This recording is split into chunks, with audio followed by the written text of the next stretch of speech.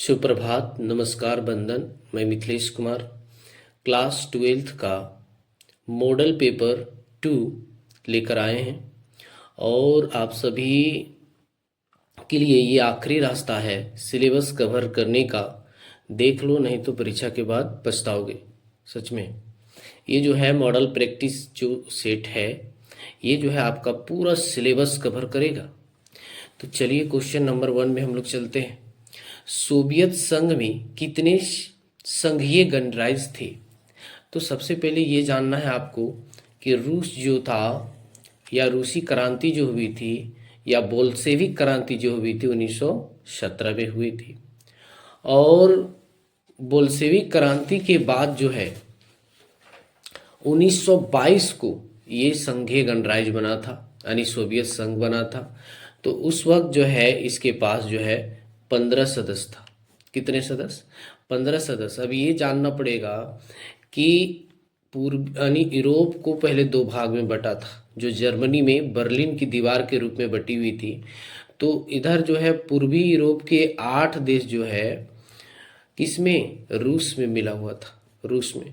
और इधर 7 टोटल जो है 8 और 7 15 देश जो है सोवियत संघ में जो है संघीय गणराज्य के रूप में था। लेकिन इसका हम लोग ऑप्शन देख लेते हैं। ऑप्शन क्या है? तो ऑप्शन है आप सभी के बीच 8, 10, 12 और 15। तो इस तरह जो बच्चों हैं इसका ऑप्शन क्या होगा? 15 होगा। लेकिन मैं आप सभी को बता दूं कि जो बोल्शेविक क्रांति हुई थी रूस में, वो जो है उसका नारा जो दिया गया था, शांति, भूमि, रोटी और लोकतंत्र। ठीक है। बोल रहा है कि कुल मिलाकर के रूस को साम्यवादी अर्थव्यवस्था घोषित किया गया। और इसमें नायक के रूप में कौन था? जो साम्यवादी लाने का जो काम किया वो था व्लादिमीर लेनिन। ठीक है ना। बोल्शेविक क्रांति का जनक कहा जाएगा व्लादिमीर लेनिन। ये आपको याद रखना है, क्वेश्चन आएगा। फिर क्या है कि जर्मनी का एकीकरण कब हुआ? तो मैं बता दूं कि जर्मनी में एक जो है, जर्मनी में जो है बीचे बीच जो है एक दीवार बनाई गई थी, जो लमसम 150 किलोमीटर जो है दीवार लंबी थी। और उस दीवार का नाम था बर्लिन। जर्मनी में जो एक दीवार बनाई गई थी, उस दीवार का नाम क्या था? बर्लिन था। और इस तरह जो है जर्मनी जो है 2 पार्ट में बट गई थी, पूर्वी यूरोप, पूर्वी जर्मनी और पश्चिमी जर्मनी। ठीक है। तो ये क्या हुआ कि आपको ये याद रखना होगा कि यह दीवार 28 सालों तक बर्लिन शहर को 2 हिस्सों में बांट कर रखी थी। कितना साल? तो 28 साल। ठीक है ना। और इसी दीवार की जो लंबाई थी 150 किलोमीटर लंबी बनाई गई थी, तथा दीवार के दोनों तरफ 100 मीटर की जगह को डेथ ट्रैप के नाम से जाना जाता था। डेथ ट्रैप, उसके आसपास जो गया, इधर उधर गया, उसका निश्चिंत है क्या? डेथ। इसीलिए जर्मनी का जो दीवार बनाई गई थी, इसका इधर 100 किलोमीटर और इधर 100 किलोमीटर जो है उस क्षेत्र को कहा जाता था डेथ ट्रैप। और इस दीवार को जो है 9 नवंबर, जो बर्लिन की दीवार है, जर्मनी के जो बीचों बीच जो था पूर्वी जर्मनी और पश्चिमी जर्मनी को जो 28 सालों तक जो बांट करके रखा था, इसको जो है तोड़ने का काम 9 नवंबर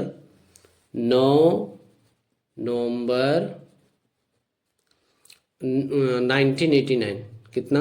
1989 को तोड़ना शुरू कर दिया था। और जो है कुछ चंद वर्षों में जो है इसको ख़त्म कर दिया गया, है ना। और जो है आपस में जो है पूर्वी जर्मनी और पश्चिमी जर्मनी क्या हो गया? मिल गया था। तो कब मिला था? तो 9 नवंबर 89 में तो टूटना शुरू हो गया था। ठीक है ना। तो ये जो है आपका ऑप्शन हो जाएगा ख। 1990 को जो है आपस में मिल गया था। ठीक है। अब हम लोग चलते हैं क्वेश्चन नंबर 3 में। आसियान की स्थापना कब हुई थी? ऑप्शन है आपके बीच क 1985, ख 1967, ग 1989 और घ है 1991। तो मैं आसियान का जो है सबसे पहले आप लोग इतना जानिए कि जो है इसका जो है स्थापना जो हुआ था वह था 8 अगस्त 8 अगस्त 1967 को। आसियान की जो स्थापना हुई थी 8 अगस्त 1967 को हुई थी, ठीक है। और ये कहाँ हुई थी, तो बोलता है कि थाईलैंड की राजधानी बैंकॉक में हुआ था, ठीक है ना। आसियान जो है एक ऐसी अंतर्राष्ट्रीय संस्था है जहाँ पर 5 देश जो है आपस में मिलकर के आसियान की स्थापना किया था, जिसमें इंडोनेशिया है, मलेशिया है, फिलीपींस है, सिंगापुर है और थाईलैंड जो है।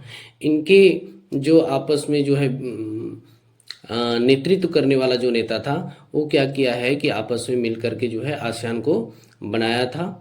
और इसकी मुख्यालय कहाँ है, तो थाईलैंड की राजधानी बैंकॉक में है। इसकी स्थापना 8 अगस्त 1967 में किया गया था, ठीक है ना। और आसियान में फिलहाल जो है 10 सदस्य हैं। कितने सदस्य, तो 10 सदस्य हैं, ठीक है ना। फिर आसियान का पूरा नाम जानते हैं क्या है, दक्षिण पूर्व एशियाई राष्ट्रों का संगठन। दक्षिण पूर्व एशियाई जो है आसियान का पूरा फुल फॉर्म है दक्षिण पूर्व एशिया। तो एशिया मान लो कि ये एशिया है, तो एशिया का ये हो गया पूर्व, ये हो गया आपका पूर्व, इधर हो गया पश्चिम, इधर हो गया उत्तर और इधर हो गया दक्षिण। तो क्या है कि दक्षिण पूर्व, तो दक्षिण तो आपका ही भाग हो गया और पूर्व इधर, तो दक्षिण पूर्व भाग में जो है ये आसियान जो है बना हुआ था, है ना। और कौन कौन 5 देश आपस में संस्थापक के रूप में रहे हैं, तो इंडोनेशिया, मलेशिया, फिलीपींस, सिंगापुर और थाईलैंड। और थाईलैंड के ही राजधानी बैंकॉक में जो है आसियान की स्थापना किया गया था। आसियान से रिलेटेड आप सभी का क्वेश्चन एकदम 200% गारंटी आएगा। फिर क्या है कि क्वेश्चन नंबर 4 में आते हैं हम लोग, किस देश के अड़ंगा के कारण भारत परमाणु आपूर्ति समूह का जो है सदस्य नहीं बन पाया था, तो ऑप्शन होगा चीन। चीन जो है भारत को कभी जो है कोई अंतर्राष्ट्रीय संगठन में बिल्कुल सपोर्ट नहीं करता है, ये याद रखना है आपको। चाहे बिट्टो का पावर को लेकर के हो, चाहे जो है परमाणु आपूर्ति समूह को लेकर के हो, कभी जो है, हालांकि चीन का जो आज़ादी हुई थी, भारत का आज़ादी तो आप लोग सब कुछ जानते होंगे कि 15 अगस्त 1947 को हुआ, ठीक है ना। लेकिन चीन का जो आज़ादी हुई थी 1 अक्टूबर, कब, 1 अक्टूबर 1949 को हुआ था, 1949। अब देखिए यहाँ पर 1947 और ये है 1949, 2 साल बाद हुआ है चीन, लेकिन इतनी शक्तिशाली बन गई है, वहाँ की इकोनॉमिक पॉलिसी और गवर्नमेंट पॉलिसी इतना अच्छा है कि भारत से भी बहुत जल्द जो है डेवलप कर जाता है। अब परमाणु आपूर्ति समूह का जो है मुख्यालय जो है, परमाणु जो है ये आपूर्ति का समूह का जो मुख्यालय है वो वियना में है। और परमाणु आपूर्ति कर्ता समूह जो है अभी टोटल 48 देश है, यानी टोटल जो है इस एक संगठन है परमाणु आपूर्ति समूह, इस समूह में जो है टोटल जो है 48 कंट्री हैं। और भारत भी शामिल होना चाहता था, लेकिन कौन सपोर्ट नहीं किया, चीन। ये आपको याद रखना है। अच्छा, ये जो परमाणु आपूर्ति समूह है इसका क्या लक्ष्य है, तो ये क्या करता है, परमाणु सामग्री और तकनीक के उपकरणों को एक्सपोर्ट करता है, निर्यात करता है, ये याद रखना है। चलिए आते हैं बच्चों क्वेश्चन नंबर 5 में, डचेस का मुख्यालय कहाँ है। आपके बीच ऑप्शन है नई दिल्ली, ढाका, काठमांडू और थिम्पू। तो आपको मैं बता दूं कि ये जो है डचेस का जो राजधानी है या मुख्यालय जो है वो थिम्पू में है, जहाँ भूटान है, यानी भूटान का ये राजधानी भी है। तो आप सभी को याद रखना है, ये भूटान की राजधानी थिम्पू में जो है किसका, डचेस का मुख्यालय है। सबसे पहले हम लोग ये जानेंगे बच्चों कि डचेस का जो पूरा नाम है वो दक्षिण एशियाई क्षेत्रीय सहयोग संगठन है। अभी मैंने कहा था कि मान लेते हैं कि ये एशिया है, और एशिया के इधर पूरब, इधर हो गया पश्चिम, इधर हो गया उत्तर और ये हो गया दक्षिण। तो दक्षिण एशिया यहाँ बात कर रहा है कि इसका दक्षिण एशियाई जो है क्षेत्रीय सहयोग संगठन पूरा दक्षेस का फुल फॉर्म है। अच्छा, दक्षिण एशिया से रिलेटेड जो है एक और संगठन था जिसको आसियान के नाम से जाना जाता है, दक्षिण पूर्व एशिया। एक और संगठन था दक्षिण, इधर है, ये हो गया दक्षिण पूर्व और ये हो गया दक्षिण, ठीक है ना। तो इधर हो गया दक्षेस और इधर जो है आसियान। कब आसियान जो हुआ था 8 अगस्त 1967 को, ठीक है ना। और दक्षेस का जो कह सकते हैं कि जो स्थापना हुआ था 8 दिसंबर 1985। ये जो है 8 दिसंबर 1985। कब? 1985। तो याद रखिए यहाँ पर जो है आपका दक्षेस है और इधर जो है, क्योंकि दक्षिण पूर्वी एशियाई में जो है आसियान है और दक्षिण एशियाई क्षेत्रीय संगठन जो है, सहयोग संगठन जो है दक्षिण में, एशिया का दक्षिण में है ना, दक्षिण पश्चिम भी कर सकते हैं इसको। तो 8 दिसंबर 1985 को हुआ था और आसियान कब हुआ था? 8 अगस्त 1967 को। और दक्षेस का जो मुख्यालय हो थिम्पू अर्थात भूटान में है। अब ये भी कह सकते हैं कि दक्षेस में कुल कितने सदस्य हैं? तो दक्षेस में जो हैं कुल 8 सदस्य हैं। दक्षेस में जो हैं कुल कितने सदस्य हैं? तो 8 देश जो हैं सदस्य हैं। ये भी आपको याद रखना है। अब कौन कौन है?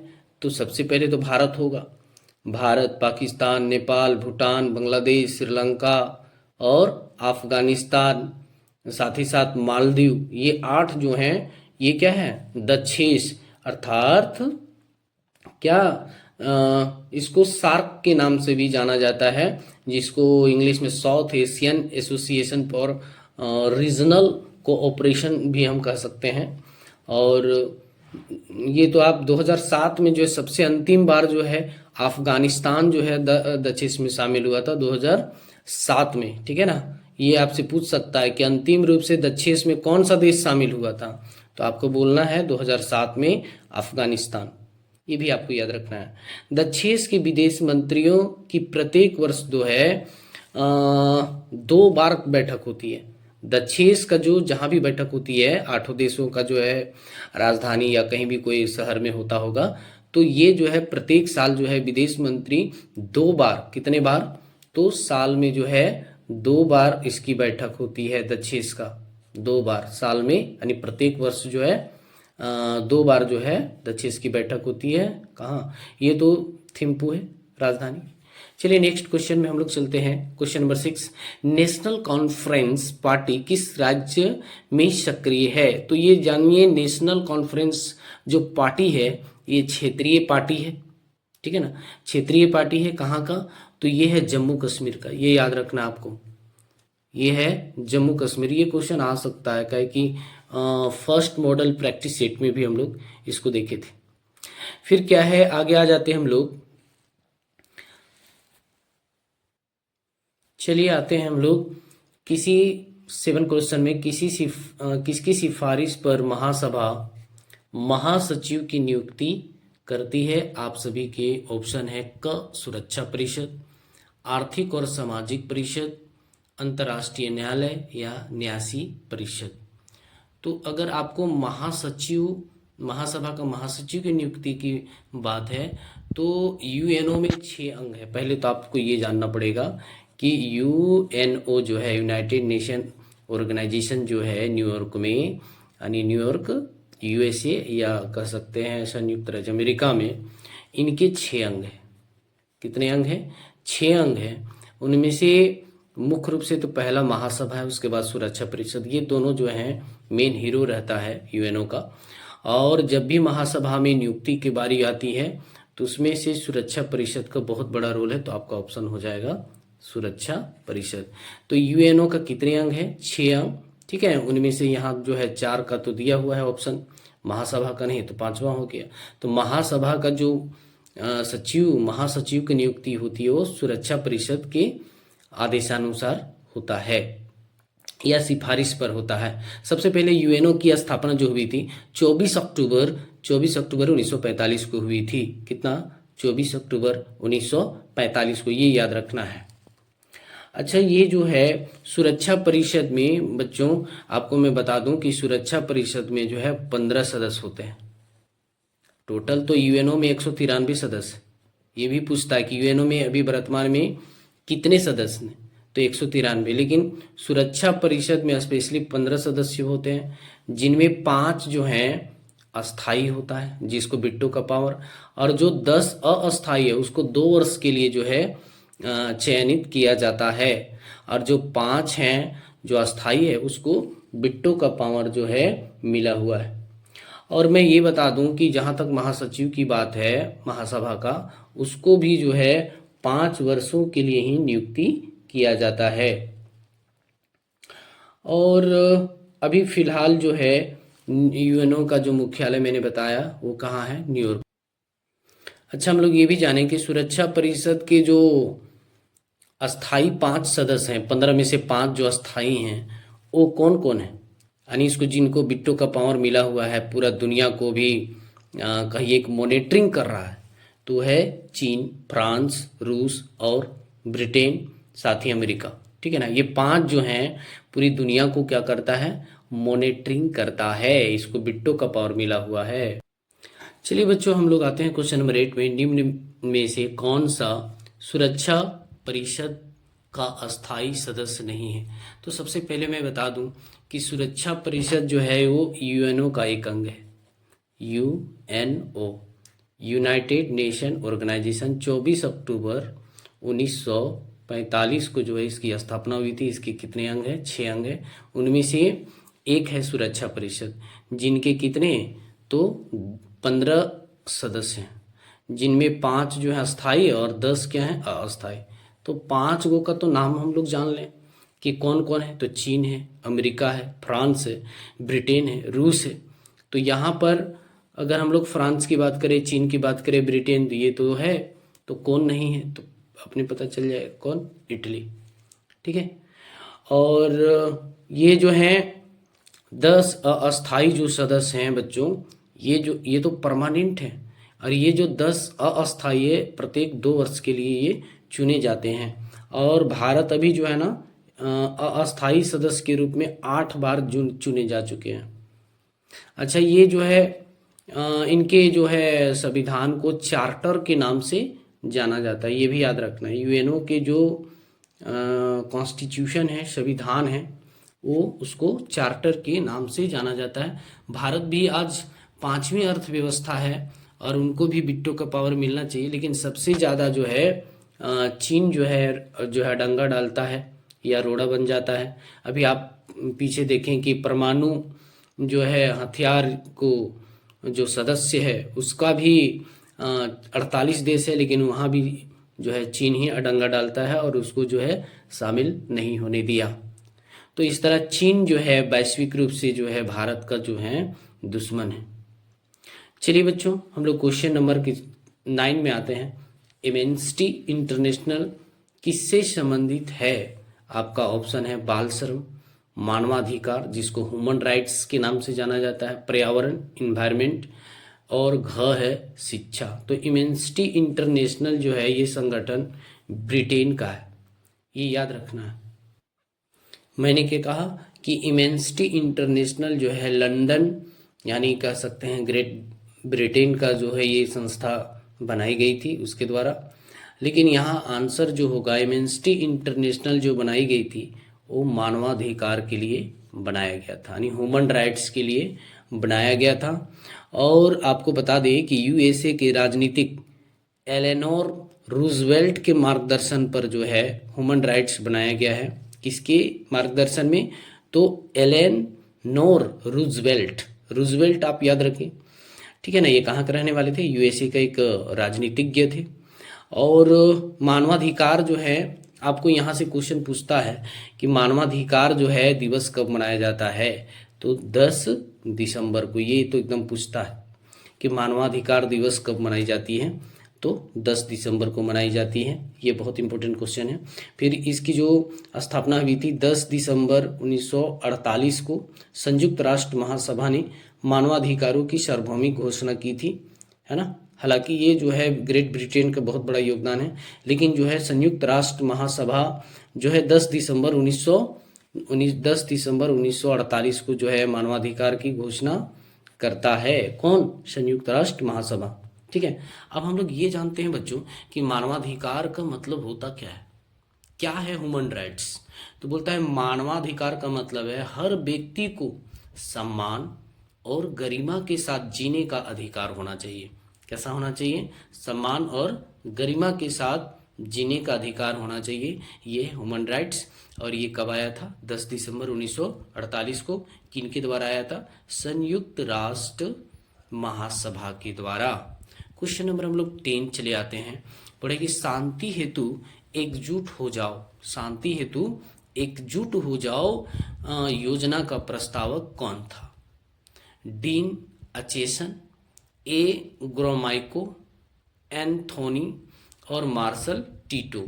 तो आप सभी का जो ऑप्शन होगा वो होगा क, ये होगा डीन अचेसन। देखिए इसमें हुआ क्या था कि शांति हेतु एकजुट हो जाओ का नारा जो है डीन अचेसन ने दिया है, लेकिन आप लोग फिलहाल एक घटना हुई थी कोविड-19। तो कोविड-19 में को पूरा विश्व जो है, विश्व के देशों ने इसे खत्म करने का और नियंत्रण करने के लिए एकजुट हुआ, तब जाकर के जो है ये महामारी हम सभी से दूर हुआ था। तो ये शांति हेतु एकजुट हो जाओ कौन बोला है? डीन अचेसन। ठीक, चलिए बच्चों हम लोग क्वेश्चन नंबर 11 में आते हैं। बोल रहे कि 1992 में किस शहर में पृथ्वी सम्मेलन हुआ? किस शहर में जो है पृथ्वी सम्मेलन हुआ था? क्वेटो में, रियो डी जेनेरियो में, न्यूयॉर्क में या लंदन में? तो आपका जो है ऑप्शन होगा वो है ख, रियो डी जेनेरियो में भी है। कहाँ? ये भी तो जानना होगा ना। रियो डी जेनेरियो कहाँ है? तो आप सब ये जान लीजिए ये ब्राज़ील है। दक्षिण अमेरिका का जो है एक देश है वो है ब्राज़ील। ये ब्राज़ील का जो है रियो डी जेनेरियो शहर में जो है पृथ्वी शिखर सम्मेलन जो है कब हुआ था? तो 1992 में हुआ था, ये याद रखना। यह सम्मेलन 3 से 14 जून के बीच जो है 1992 में जो है चला था। 1992 के 3 से 14 जून के बीच जो है पृथ्वी शिखर सम्मेलन चला था। कहाँ? Rio de Janeiro. कहाँ? ब्राज़ील में। चलिए जानते हैं बच्चों कि पृथ्वी सम्मेलन 1992 में जो है 3 जून से 14 जून के बीच हुई थी। तो पृथ्वी सम्मेलन किस विषय पर हुआ था?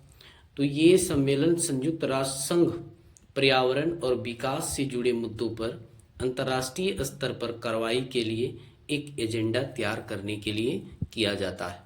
पृथ्वी सम्मेलन जो है पर्यावरण और विकास से जुड़े मुद्दों पर अंतर्राष्ट्रीय स्तर पर जो है कार्रवाई करने के लिए एक प्लान या स्ट्रेटेजी बनाया जाता है। चलिए क्वेश्चन नंबर 12 में आते हैं। बोलता है चिपको आंदोलन का उद्देश्य था, क्या था? पहला है वृक्षों की अंधाधुंध कटाई को रोका जाए।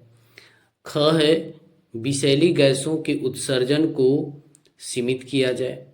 ग है टेहरी बांध की ऊंचाई अधिक ना हो। चौथा है विस्थापित लोगों को पुनर्वास किया जाए। तो चिपको आंदोलन जो है वो वृक्षों की अंधाधुंध जो है कटाई को रोका जाना था। चलिए हम सबसे पहले ये आपको मैं बता दूं कि चिपको आंदोलन उत्तराखंड राज्य से जुड़ा हुआ है। कहाँ से जुड़ा हुआ है? उत्तराखंड।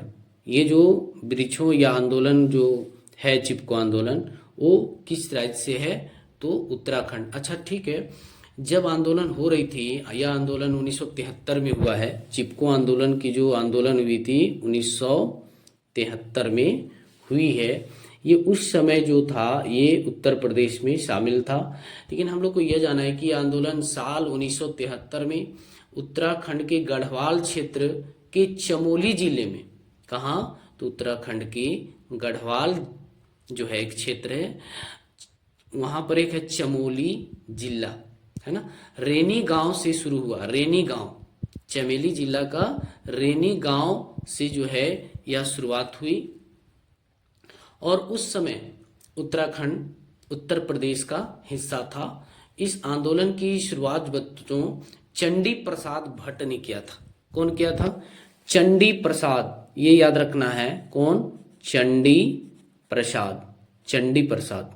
तो ये चंडी प्रसाद और गौरा देवी, ये याद रखना है।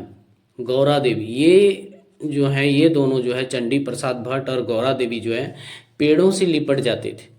अपने बच्चों की तरह जो है इसको काटने से रोका जाता था, ठीक है ना।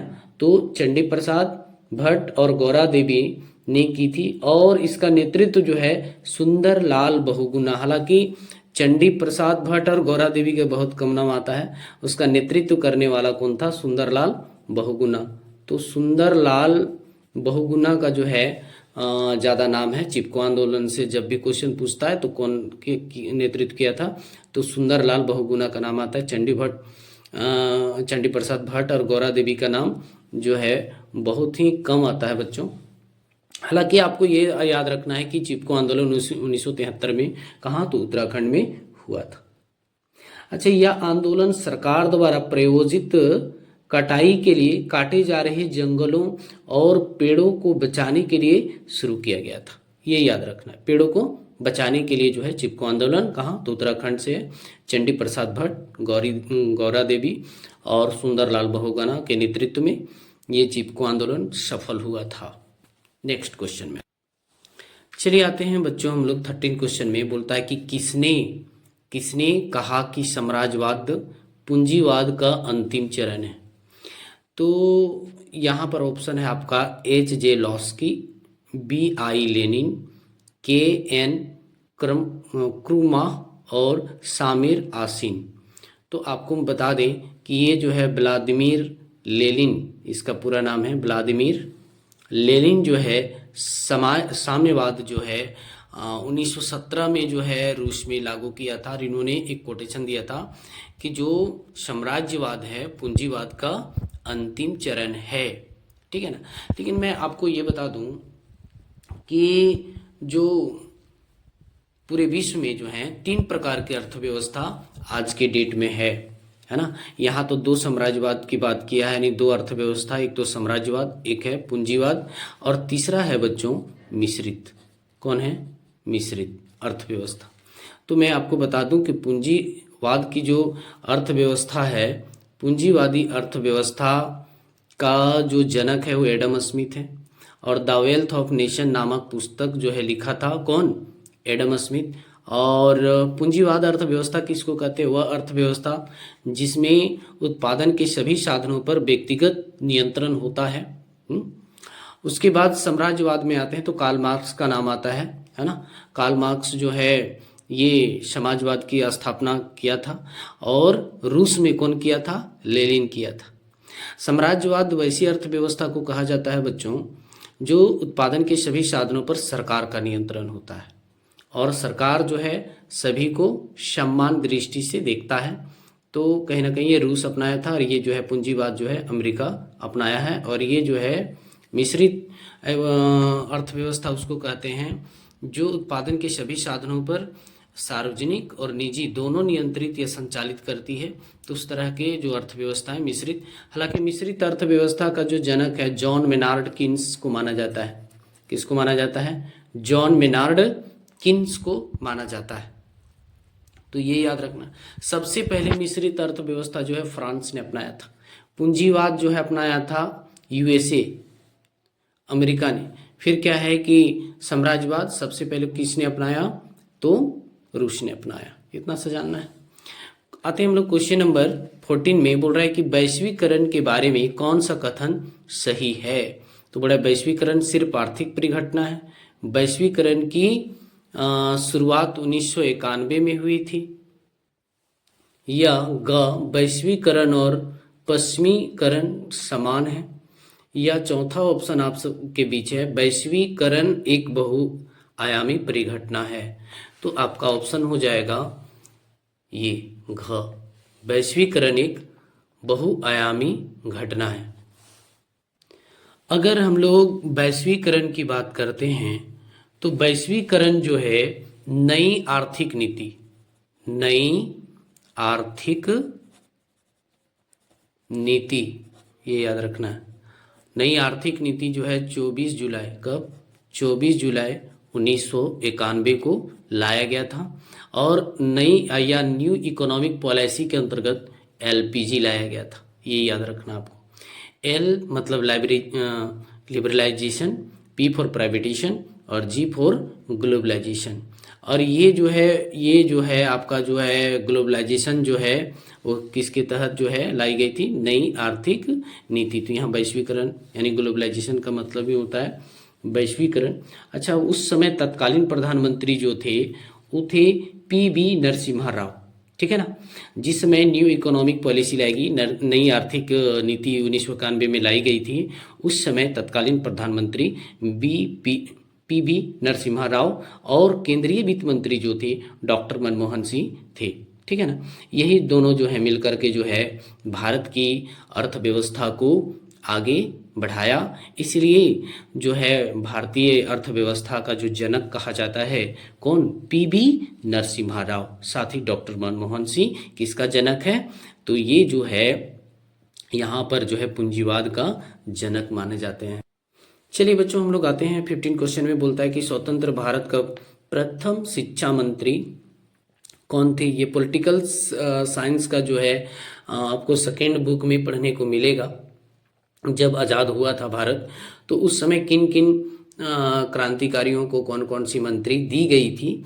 तो फिलहाल आपको पूछा जा रहा है शिक्षा मंत्री। तो यहाँ पर ऑप्शन आपका है BR अम्बेडकर, मौलाना आज़ाद, गोविंद बल्लभ पंत और डॉक्टर जाकिर हुसैन। तो आपका आंसर हो जाएगा बच्चों ख जो है मौलाना आज़ाद। इनका जो पूरा नाम है मौलाना अबुल कलाम आज़ाद, मौलाना अबुल कलाम आज़ाद। अब आते हैं हम लोग बच्चों क्वेश्चन नंबर 16 में। बोल रहे हैं कि भाषाई आधार पर सबसे पहले किस राज्य की रचना हुई? भाषा के आधार पर या भाषाई आधार पर जो है सबसे पहले किस राज्य की रचना हुई थी या गठन हुआ था? ऑप्शन है आपके बीच पहला आंध्र प्रदेश, मध्य प्रदेश, उत्तर प्रदेश और अरुणाचल प्रदेश। तो आपको मैं बता दूं कि सबसे पहले जो है वो भाषा के आधार पर जो है आंध्र प्रदेश की गठन की गई थी 1 नवंबर, यहाँ पर डेट भी लिख दिए हम 1 नवंबर 1956। मध्य प्रदेश का गठन कब हुआ था? 1 नवंबर 1956। ये दोनों का जो गठन हुई है भाषा के आधार पर, लेकिन सबसे ज़्यादा अगर कोई पॉपुलर है आज के डेट में या कहिए कि पॉपुलर था उस समय, वो आंध्र प्रदेश था, ठीक है ना, भाषा के आधार पर। मैं और बता दूं कि भाषा के आधार पर जो आंध्र प्रदेश का गठन किया गया था और ये इसलिए फेमस था क्योंकि यहाँ के एक राजनेता जो कांग्रेस का थे, जो पोट्टी श्री रामुलु नाम था। क्या नाम था? पोट्टी श्री रामुलु जो है 55 या 56 दिन का जो है आमरण अनशन में आ जाते हैं और अंततः उनकी मृत्यु हो जाती है। तब जाकर के तत्कालीन प्रधानमंत्री पंडित जवाहरलाल नेहरू जो हैं एक आयोग की गठन करते हैं। उस आयोग का नाम है राज्य पुनर्गठन आयोग। क्या नाम है? राज्य पुनर्गठन आयोग की स्थापना 29 दिसंबर 1953 में किए थे। कब? 29 दिसंबर 1953 में। और नतीजन ये हुआ कि लमसम भाषाई के आधार पर जो है 14 राज्यों का और 6 केंद्र शासित प्रदेश का गठन हुआ था। तो ये याद रखना। चलिए बच्चों, हम लोग आते हैं क्वेश्चन नंबर 17 में। भारत में कम्युनिस्ट पार्टी की सत्ता आने का सर्वप्रथम अवसर कब इनको मिला? तो ऑप्शन नंबर है क 1952 के पहले चुनाव के बाद, ख है 1957 में दूसरी चुनाव के बाद, ग है 1962 के तीसरे चुनाव के बाद, घ है 1967 के चौथे चुनाव के बाद। तो ये ऑप्शन होगा ख 1957 में दूसरे चुनाव के बाद। चलते हम लोग बच्चों क्वेश्चन नंबर 18 में। उसमें कोई फैक्ट्स उतना है नहीं कि बताऊं मैं। 18 क्वेश्चन में आते हैं। कांग्रेस के युवा तुर्कों में किसे माना जाता है? कांग्रेस के युवा तुर्कों में किसे जाना जाता है? पहला है लाल बहादुर शास्त्री, ख है कामराज, तीसरा है निजलिंगप्पा और घ है चंद्रशेखर। तो यहाँ बच्चों आप सभी का जो ऑप्शन होगा वो होगा चंद्रशेखर। कौन सा होगा? चंद्रशेखर।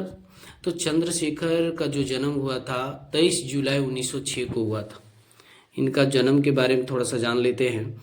इनका जन्म जो हुई थी 23 जुलाई 1906 को हुई थी। अच्छा, इसके बारे में और जानते हैं। ये एक भारतीय क्रांतिकारी थे जिन्होंने भारत की स्वतंत्रता आंदोलन के दौरान उग्रवादी युवाओं का एक दल को संगठित और नेतृत्व किए थे। ये क्रांतिकारी थे। आते हैं हम लोग क्वेश्चन नंबर 19 में। तो बोलता है हमारी नियोजन व्यवस्था किस विचारधारा पर आश्रित है? तो आप लोग जानते हैं, पहले हम लोग नियोजन के बारे में जानते हैं। जो है प्री प्लानिंग या प्री डिटरमाइंड जो गोल निर्धारित किया जाता है, यानी पहले जो हम लोग लक्ष्य निर्धारित करते हैं, उसके बाद जो है उसके कार्यरूप देने की कोशिश करते हैं। तो भारत में जो नियोजन बनाता है वो प्लानिंग कमीशन बनाता है। प्लानिंग कमीशन की जो स्थापना हुई थी 15 मार्च 1950 को। ये क्या करते हैं, भारत में जो है नियोजन बनाते हैं। और एक इसका और एक सहयोगी संस्था है जिसका नाम है एनडीसी, नेशनल डेवलपमेंट काउंसिल, जो 6 अगस्त 1952 को जो है बनाया गया था। ये दोनों मिलकर के जो है भारत में नियोजन व्यवस्था करता था। लेकिन यहाँ पर हम लोग आ जाते हैं ऑप्शन में। बोलता है क में उदारवाद, साम्यवाद, लोकतांत्रिक समाजवाद और घ है गांधीवाद। तो हमारा जो देश है वो पहले लोकतांत्रिक भी है और समाजवाद भी है। ठीक है ना? तो यहाँ ऑप्शन जो होगा आपका ग होगा। ठीक है, क्या होगा? ग।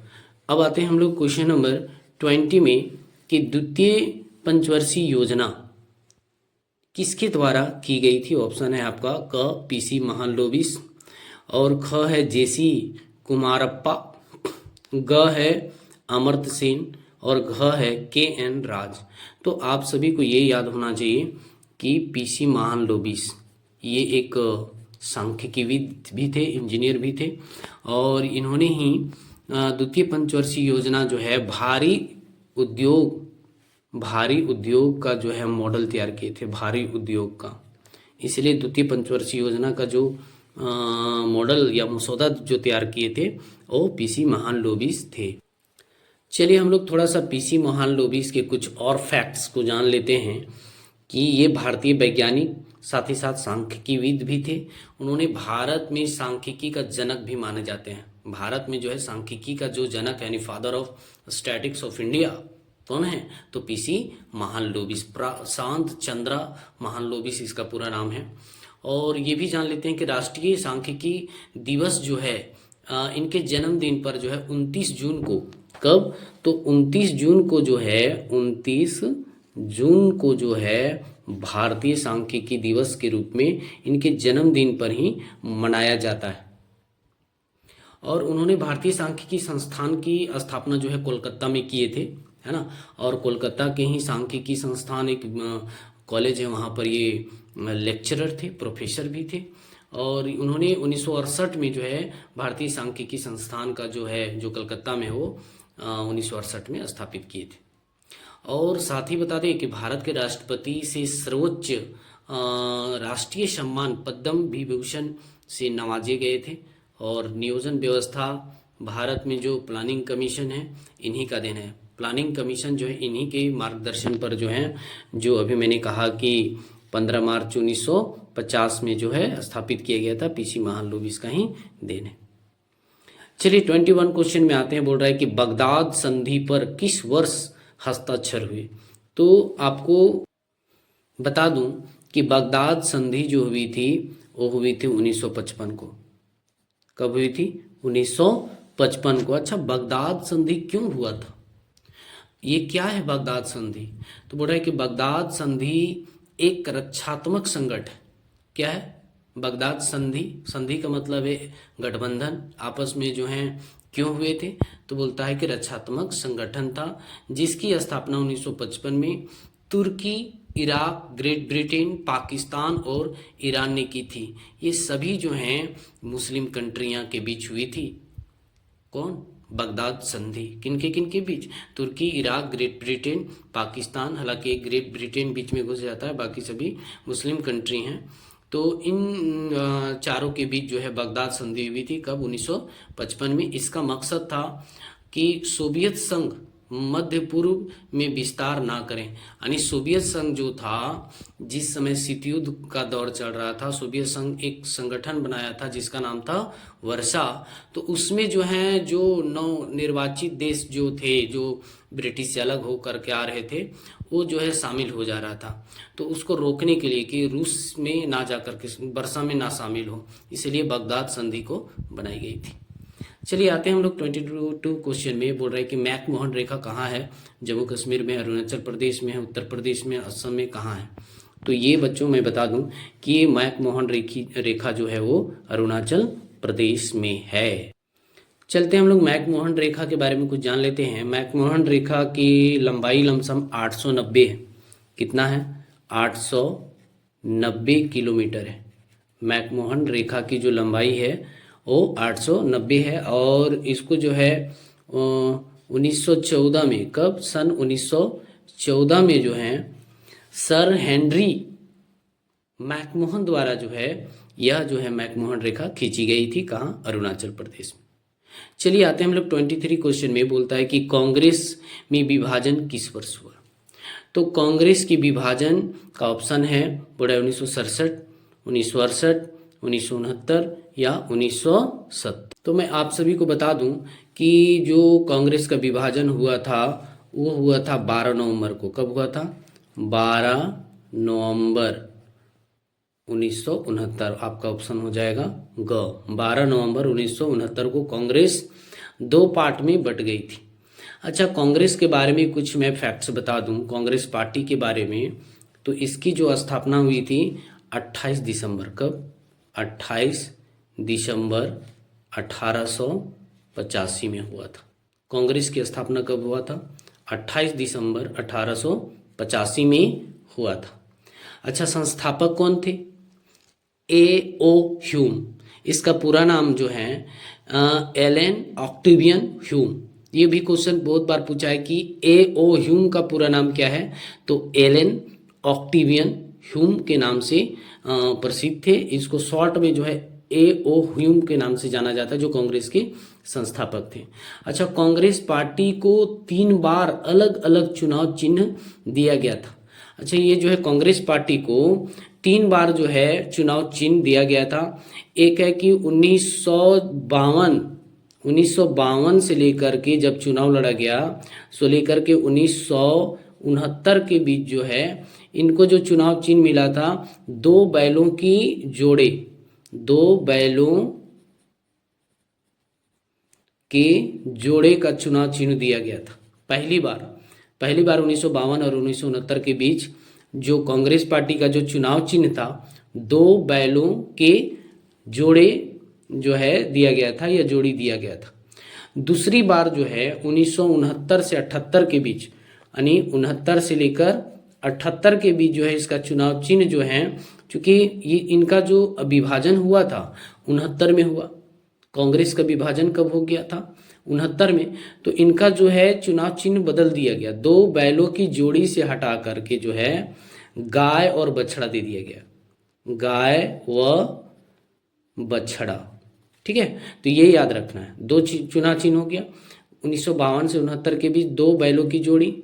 उसके बाद जब कांग्रेस का विभाजन हो जाता है बच्चों, कब? 12 नवंबर 1969 को, तो कांग्रेस का जो है चुनाव चिन्ह गाय और बछड़ा दे दिया जाता है। और 78 के बाद से अब तक जो है जो चुनाव चिन्ह मिला हुआ है हाथ का पंजा मिला हुआ है। तो इस तरह कांग्रेस को जो है 3 चुनाव चिन्ह जो है दिया गया अलग अलग समय में। चलिए बच्चों, हम लोग आते हैं 24 नंबर क्वेश्चन में। बोलते हैं नेहरू के निधन के बाद उनका राजनीतिक उत्तराधिकारी कौन बना? इंदिरा गांधी, गुलजारीलाल नंदा, के कामराज या लाल बहादुर शास्त्री। तो आपको मैं बता दूं कि लाल बहादुर शास्त्री जो हैं पंडित जवाहरलाल नेहरू का राजनीतिक उत्तराधिकारी और इंदिरा गांधी को बहुत सपोर्ट भी करते थे, नेहरू जी का बहुत सपोर्ट करते थे। इसलिए लाल बहादुर शास्त्री को जो है पंडित जवाहरलाल नेहरू का राजनीतिक उत्तराधिकारी बनाया जाता है। तो लाल बहादुर शास्त्री 9 जून से 1964 से लेकर 11 जून 1966 लमसम 2 साल जो है प्रधानमंत्री के पद पर रहे थे। चलिए नेक्स्ट क्वेश्चन में चलते हैं हम लोग। 25 क्वेश्चन में बड़ा संपूर्ण क्रांति का विचार किसने दिया? ऑप्शन है आप सभी के बीच सुभाष चंद्र बोस, विनोबा भावे, जयप्रकाश नारायण और भगत सिंह।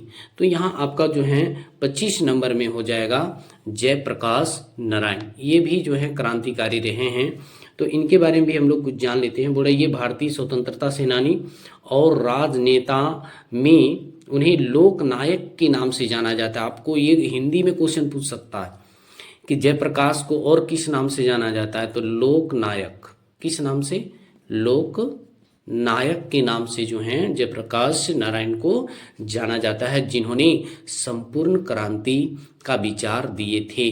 अच्छा, संपूर्ण क्रांति क्या है इसके बारे में भी हम लोग जान लेते हैं। तो बोलता है कि उन्होंने इंदिरा गांधी के खिलाफ विपक्ष का नेतृत्व किया था। इंदिरा गांधी के विपक्ष में जो है जयप्रकाश नारायण जो है खड़े हुए थे। यानी कहने का मतलब है कांग्रेस को ज़्यादा विस्तार नहीं होने देने का इनका विचार था, लेकिन यहाँ पर जो है उनके खिलाफ में या विपक्ष का नेतृत्व किए थे और उन्हें इंदिरा गांधी को उखाड़ फेंकने के लिए उन्होंने संपूर्ण क्रांति का नारा दिया। देखिए यहाँ पर संपूर्ण क्रांति का नारा या विचार क्यों दिए थे, तो बोल रहे हैं कि इंदिरा गांधी को राजनीतिक से उखाड़ फेंकने का जो है इनका निर्णय था, इसलिए संपूर्ण क्रांति का विचार इन्होंने दिया था। चलिए क्वेश्चन नंबर हम लोग 26 में आते हैं। बोल रहा है कि संविधान में 42वां संशोधन कब हुआ? तो आपके बीच है क 71 1971, ख है 1976, ग है 1977 और घ है 1978। तो मैं आपको ये बता दूं कि जो 42वां संशोधन हुआ है 1976 में, ये अल्पकालीन के समय हुआ था। कब हुआ था? अल्पकालीन, जब ये इंदिरा गांधी तत्कालीन प्रधानमंत्री थी और उस समय जो है 42वां संशोधन हुआ था, उनके रहते हुए 42वां संशोधन हुआ। और देश में उस समय आपातकाल लगा हुआ था और इसी दौरान संविधान की प्रस्तावना में 3 नए शब्द जोड़े गए थे। पहला समाजवादी, धर्मनिरपेक्षता और अखंडता को जोड़ा गया था। किस संविधान संशोधन के तहत 3 शब्दों को जोड़ा गया? तो 42वां संशोधन। वो 3 शब्द क्या थे? तो समाजवादी, धर्मनिरपेक्षता और अखंडता को जोड़ा गया था। चलिए आते हैं हम लोग 27 नंबर क्वेश्चन। 27 नंबर क्वेश्चन में कहता है कि उल्फा एक आतंकवादी संगठन है। कहाँ का है? श्रीलंका का है, पाकिस्तान का है, भारत का है, रूस का है। तो उल्फा एक आतंकवादी संगठन है, जो कि कहाँ का संगठन है? तो भारत का संगठन। अच्छा, उल्फा, तो उल्फा का मतलब होता है United liberation front of Assam. ये जो है भारत के असम राज्य में एक उल्फा आतंकवादी संगठन है, जिनके बारे में कहा जाता है कि लिबरेशन फ्रंट ऑफ असम, इसका फुल फॉर्म है। ये भारत के पूर्वोत्तर राज्य असम में सक्रिय एक प्रमुख आतंकवादी और उग्रवादी संगठन है। चलते हैं हम लोग 28 क्वेश्चन में। इंदिरा गांधी की हत्या किस वर्ष हुई? इंदिरा गांधी की हत्या जो है अंतिम रूप से, हालांकि इंदिरा गांधी 4 बार प्रधानमंत्री का शपथ ली हैं। कितने बार? 4 बार। ये भी आपको याद रखना है कि इंदिरा गांधी अभी तक यानी कितने बार प्रधानमंत्री बन चुकी थी? तो ये 4 बार। और अंतिम बार में 1984 में जो है इनको हत्या कर दिया जाता है। इनके जो अंगरक्षक होते हैं, 2 अंगरक्षक इनके रहते हैं, वो सिख अंगरक्षक होते हैं, जो सतवंत, कौन? सतवंत सिंह, और एक था बेअंत सिंह, है ना। ये दोनों जो मिलकर के 31 अक्टूबर, कब? तो 31 अक्टूबर को, 31 अक्टूबर 1984 को जो है उनके जो है घर में ही 9:30 बजे सुबह जो है नई दिल्ली में उनके आवास पर ही जो है ये दोनों कौन सतवंत सिंह और बेअंत सिंह जो है गोली मार दी थी। तो ये होगा सही। 29 क्वेश्चन में हम लोग देखेंगे, कहता है कि 1977 में जनता पार्टी शासन में कौन प्रधानमंत्री बना था। आपके बीच ऑप्शन है चंद्रशेखर, BPC मोरारजी देसाई और इंद्र कुमार गुजराल। तो आपके बीच क्या होगा, ऑप्शन जो है ग है मोरारजी देसाई।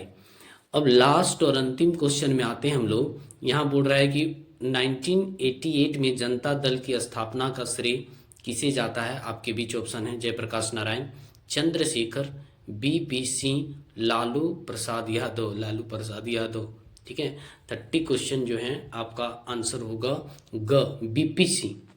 कौन, तो BP सिंह, ये याद रखना है। धन्यवाद बच्चों, आप सभी को सिलेबस कवर जो कर रहे हैं वो आपको ऑब्जेक्टिव के माध्यम से और कम समय में जो है आप अच्छे तरीके से अपना सिलेबस कवर कर सकते हैं। तो इसके लिए जो है आप लाइक, सब्सक्राइब और शेयर जरूर करें ताकि और विषयों का जो है ऑब्जेक्टिव आप सभी के लिए लेकर आए। धन्यवाद।